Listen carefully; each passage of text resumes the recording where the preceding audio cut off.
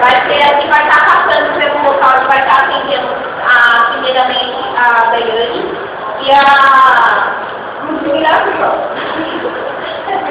Ai, gente, fica tão foda, só podia filmar, né, pra nós.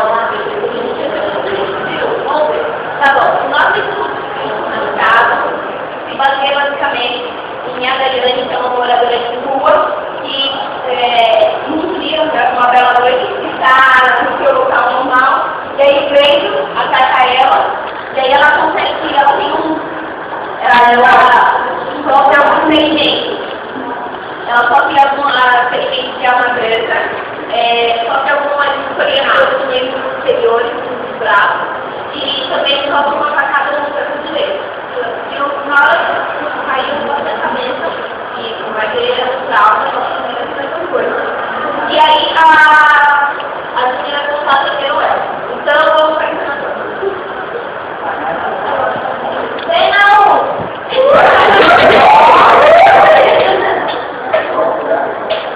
Você não